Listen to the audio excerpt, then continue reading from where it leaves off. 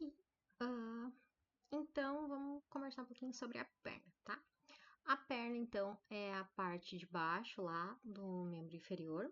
A gente divide ela em compartimentos também para facilitar a ação daqueles músculos que ficam em determinado compartimento, que geralmente fazem a mesma ação, tá?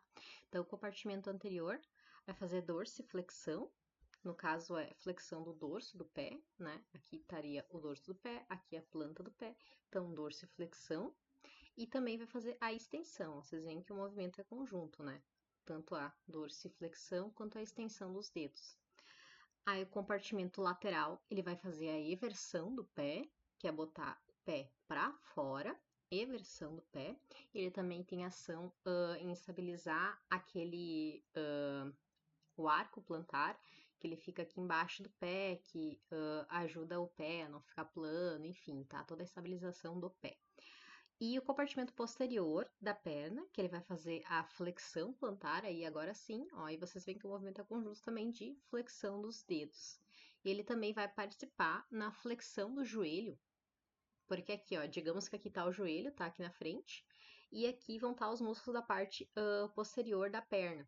Eles vão se ligar aqui, ó, um pouquinho na parte posterior aqui, ó, mais em cima aqui na fossa cubital. Então, quando eles contraírem, eles também vão fazer uma flexão do joelho.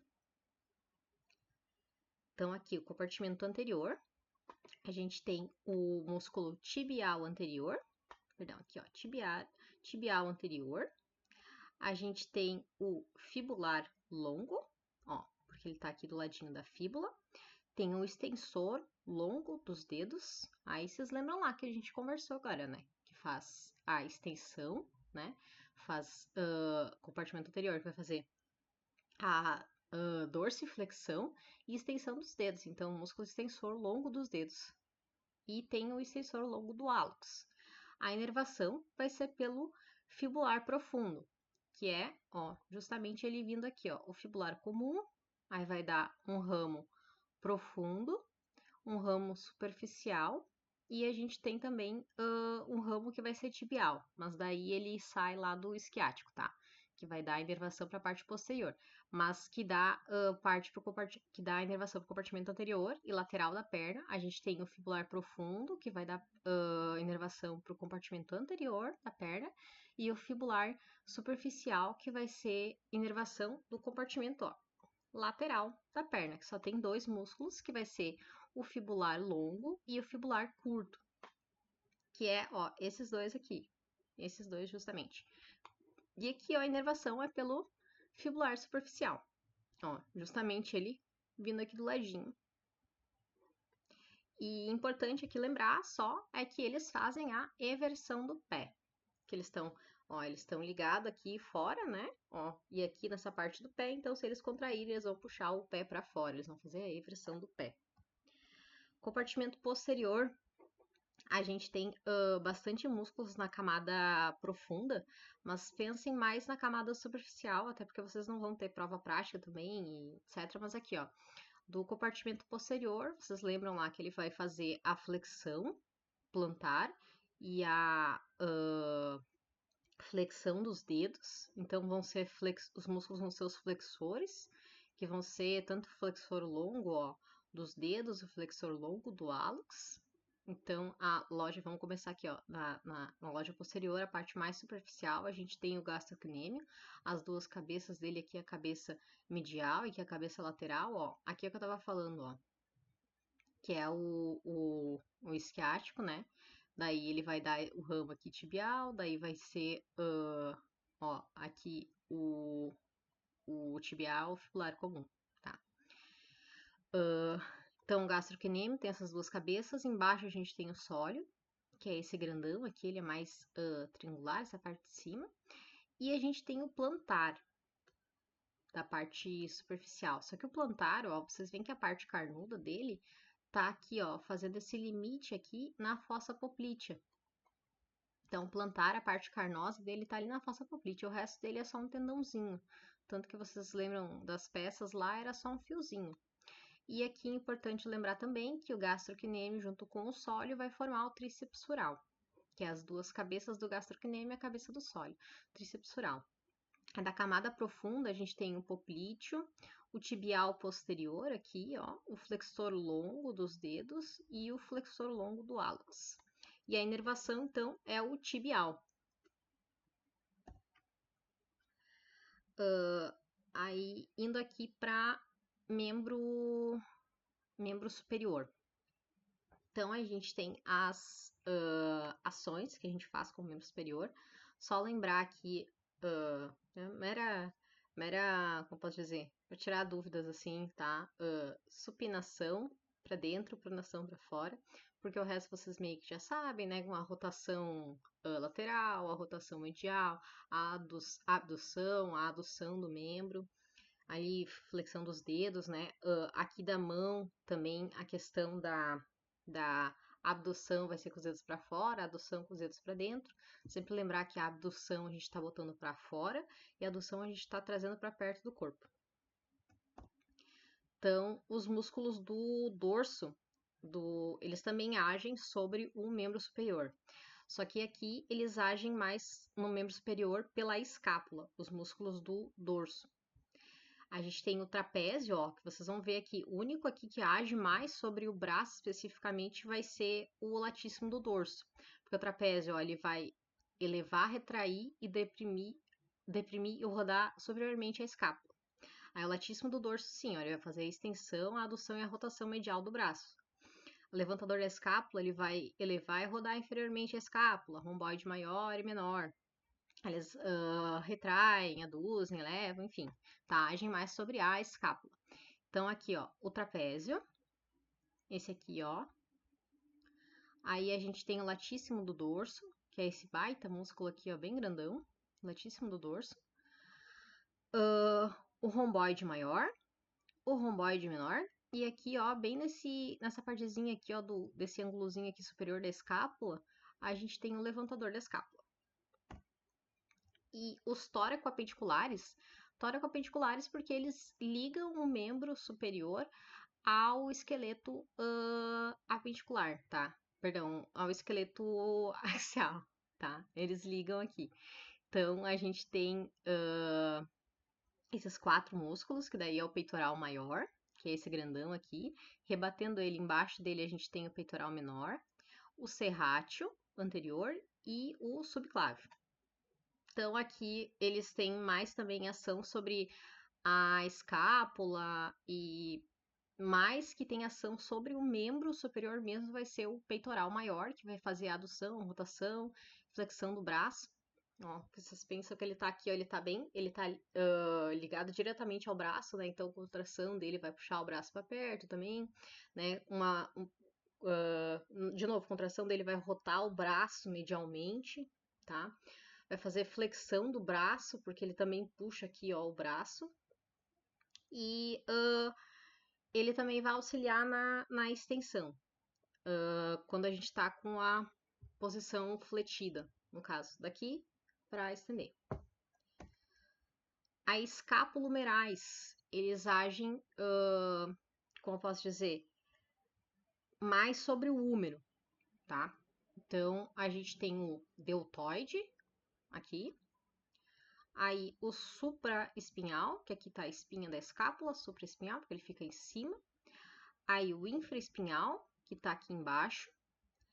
O subescapular, que, ó, só lembrem que o subescapular ele fica na frente, tá? Ele fica recobrindo essa concavidade da escápula que é na frente, que é o subescapular. Ó, aqui, ó, vista anterior, subescapular.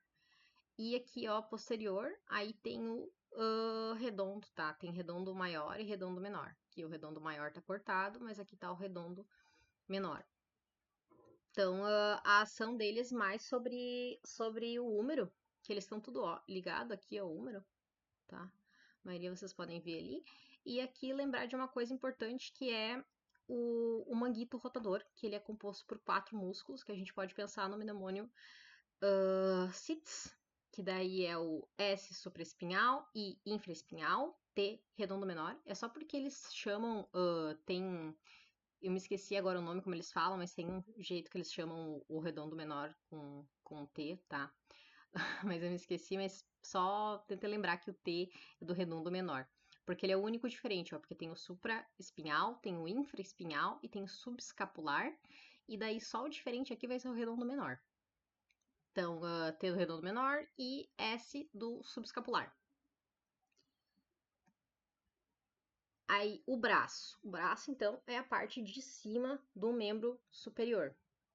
Aí a gente divide também em compartimentos para ficar mais fácil a questão do entendimento do que esses músculos fazem. Então, o compartimento, começando pelo compartimento posterior, ele é composto só por dois músculos, tá? Que vai ser o tríceps braquial, aqui, que ele tem 3 cabeças, né? Por isso tríceps. E o ancônio, que ele fica aqui embaixo, ó. O ancônio. Ele fica, como eu posso dizer, aqui assim, ó, tá? O ancônio. A inervação deles é pelo nervo radial. Aí só do braço que vocês têm que lembrar, do membro superior em geral, que são esses 3 nervinhos aqui que vão dar inervação motora e ramos superficiais dele, inervação sensitiva do braço, mas aí não convém falar, tá? São esses 3 aqui, ó, que é o mediano, que é esse do meio, o ulnar, que é o mais medial, e o radial, que é o lateral, tá? Tem aqui, ó, o radial tá aqui, ó, tá? Tem um músculo cutâneo também, mas daí ele é só para a loja anterior do braço. O músculo cutâneo ele não vai inervar nada de antebraço. Aí o mediano, o ulnário e o radial, eles vão inervar principalmente musculatura lá do antebraço. Então aqui, ó, a inervação da parte da loja posterior do braço vai ser pelo radial. Tá aqui, ó, o radial, ó. Vocês conseguem ver ele vindo aqui, ó. Já dá para imaginar ele inervando aqui o tríceps, né? E o ancônio. Aí, a loja anterior, a gente tem 3 músculos, que vai ser o bíceps braquial, o coracobraquial e o braquial, que é esse aqui, ó, esse mais fininho aqui, que tá aqui embaixo. E a inervação, então, vai ser pelo músculo cutâneo. Ó, esse aqui, ó, é o músculo cutâneo, ó, é esse que vem aqui na frente. Porque o radial, ó, ele vai para trás. O radial, ele tá indo para trás. O músculo cutâneo, ó, é o que sai bem aqui assim, ó. O músculo cutâneo, ele é bem aqui assim. O radial, ele vai ir aqui para trás, tá? Então, o compartimento anterior vai ser esses 3 músculos e a inervação vai ser pelo músculo cutâneo. Ah, eu me esqueci de falar a ação. Então, a ação só da loja posterior do braço vai ser a flexão, perdão, a extensão do antebraço. Aqui, ó. Tá aqui os músculos, né? Eles estão ligados aqui. Quando eu fizer a contração deles, eu vou estender o braço. Ó, fizer a contração, eu vou estender o braço dos músculos da loja posterior. A loja anterior, vou fazer o contrário, vou fazer uma flexão do antebraço. Ó, eles estão ligados aqui, quando eles contraírem, eles vão fazer uma flexão do antebraço. E as artérias. Aqui é importante vocês saberem, desde o comecinho, assim, só para vocês terem uma ideia, porque o próximo conteúdo vai ser tórax, então a gente já vai ver isso. Então, só para dar um gostinho para vocês logo vão ter que saber, que é aqui a aorta, o arco da aorta. Aqui se tem tronco braquicefálico, a gente sabe que é o lado direito.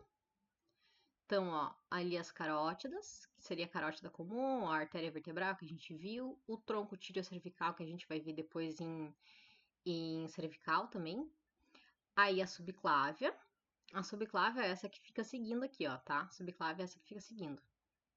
Que aqui é a clavícula, assim na clavícula, subclávia.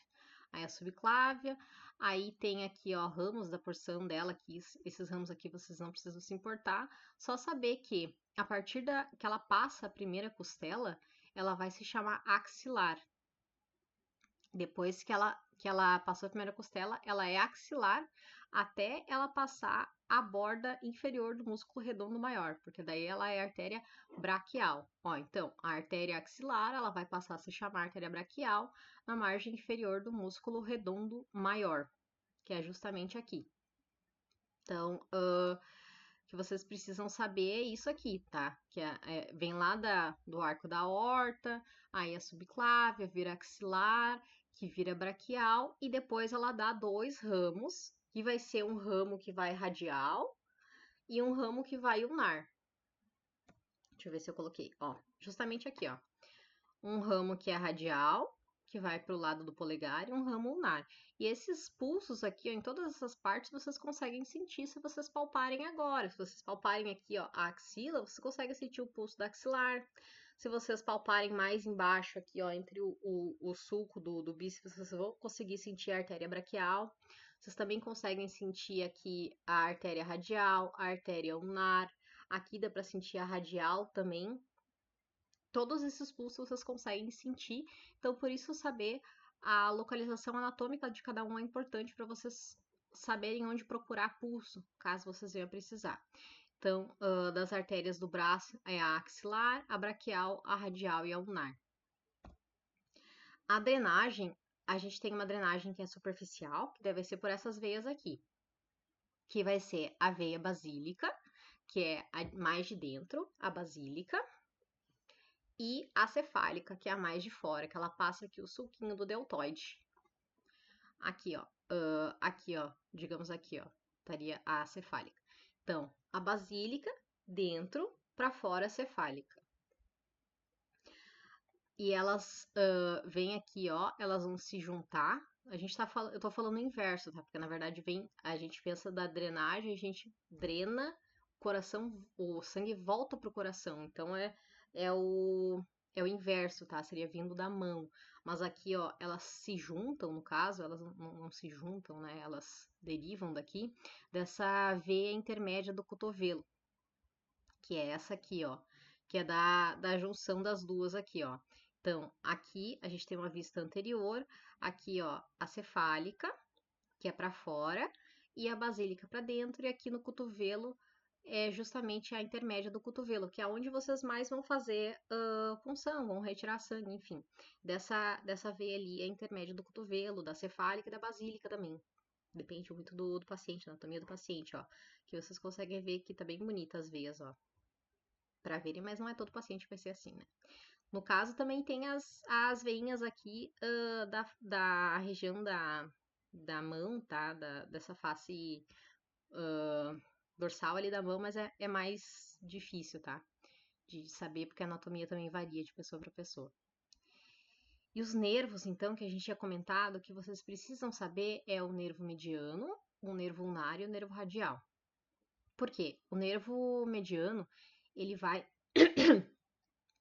ser um daqueles nervos, vai ser um nervo afetado pela síndrome do túnel do carpo, que ó, ele passa bem aqui assim, ó, no túnel do carpo, é um nervo mediano, que ele vai ser afetado. Então, quando a gente tiver túnel do carpo, e o que o paciente vai sentir quando ele tiver essa síndrome do túnel do carpo?